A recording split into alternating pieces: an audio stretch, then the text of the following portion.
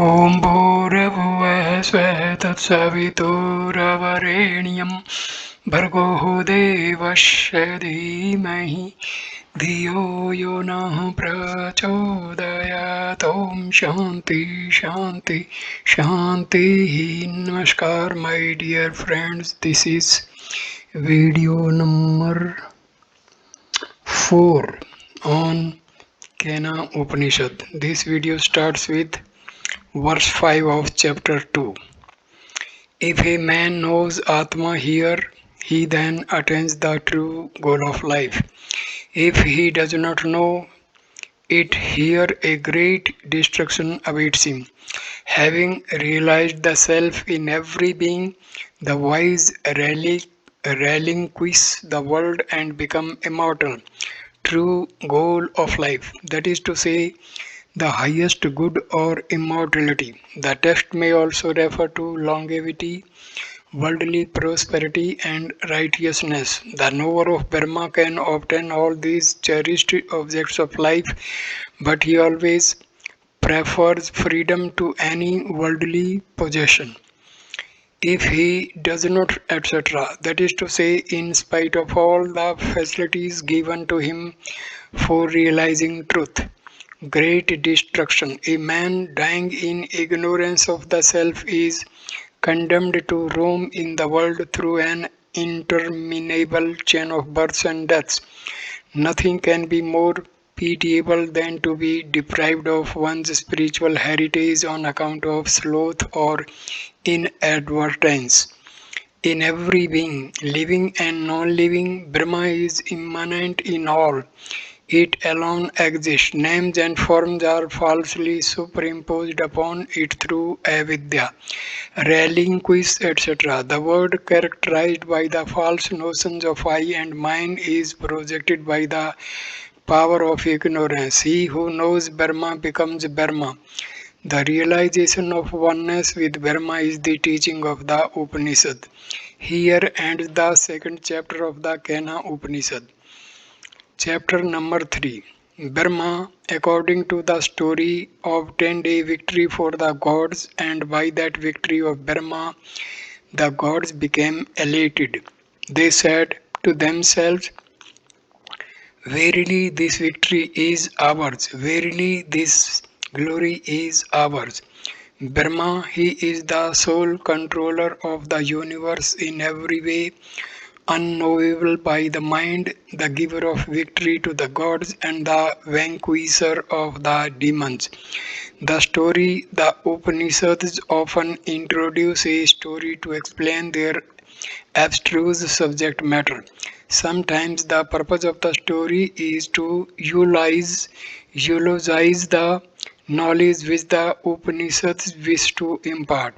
In this instance, the story shows that the gods of fire and air attained preeminence among the deities on account of their understanding of Brahma, and for the same reason Indra became king of all the gods. Or the story may show how extremely hard it is to know Brahma.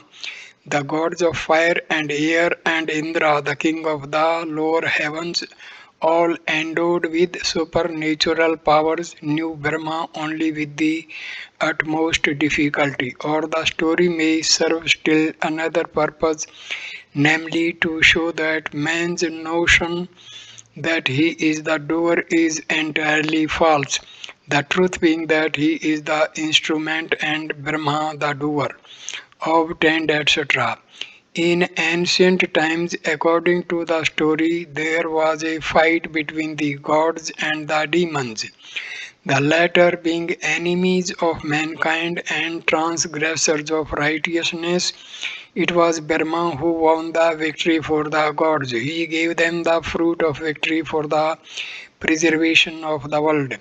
By that victory, etc., the gods, because of their ignorance, did not know that all power and glory belong to Brahma, the Supreme Lord, the omniscient and omnipresent Spirit, who dwells in all hearts as the inmost self.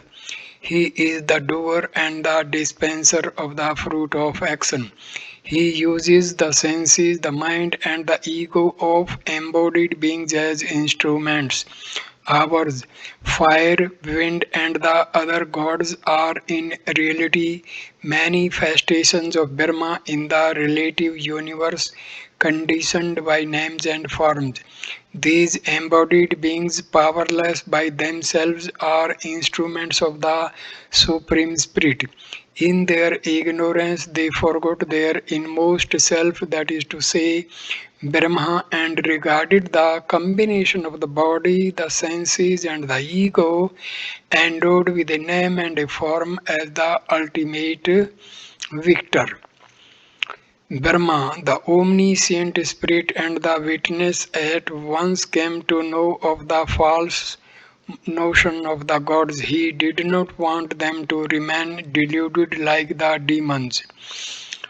Verse number 2. Brahma, to be sure, understood it all and appeared before them, but they did not know who that adorable spirit was. Understood, etc. Brahma is the controller of the mind and the director of the sense organs. It all, that is to say, the false notion of the gods, appeared, etc., assuming by his inscrutable will and yoga power an individualized form of all surpassing greatness, capable of being perceived by the sense organs, a form of the personal God. The gods were frightened to see this wondrous form and wanted to know who it was. Stanza number 3 to 6. 3, 4, 5, 6. They said to Agni, fire, O Agni, find out who this great spirit is. Yes, he said, and hastened to it. Brahma asked him, who are you? He replied, I am known as Agni. I am also called Jataveda. Jataveda. Brahma said, what power is in you, who are so well known? Fire replied, I can burn all, whatever there is on earth. Brahma put a straw before him and said, burn this. He rushed towards it with all his ardor but could not burn it. Then he returned from the spirit and said to the gods, I could not find out who this spirit is.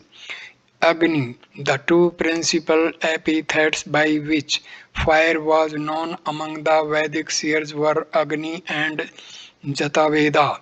He was called Agni because, according to the root meaning of the word, he was the first among the gods to obtain the offering at sacrifices. He was called Jataveda because of his being nearly omniscient, which is one of the etymological meaning of the word. I am known, etc. Fire mentioned the two epithets in order to show his importance among the gods. Burn all, etc. All the animate and inanimate objects on earth and in the interspace. Stanza number 7 to 10. Then they said to Vayu, air, O Vayu, find out who this great spirit is. Yes, he said, and hastened to it. Brahma asked him, who are you? He replied, I am known as Vayu. I am also called Matriswa. Matrishwa. Brahma said, what power is in you who are so well known?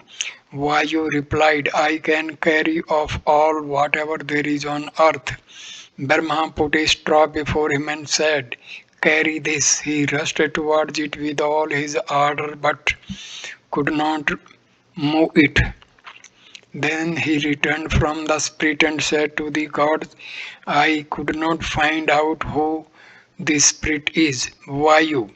The two principal epithets of the god of air in the Vedas are Vayu and Matarisva. The former is derived from a root meaning to go or to carry smell. The etymological meaning of the second epithet is to travel in space. Stanza number 11 and 12.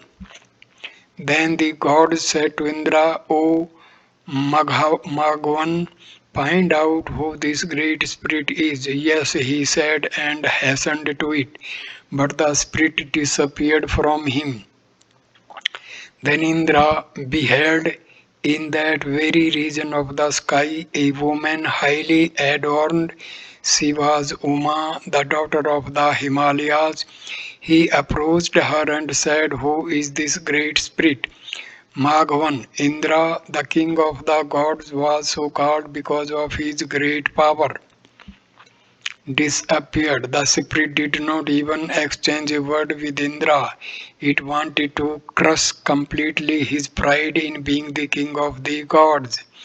In that very region, that is to say, in the very spot where the spirit had vanished, Indra did not return to his compeers but remained there absorbed in meditation in order to know the true nature of the spirit woman.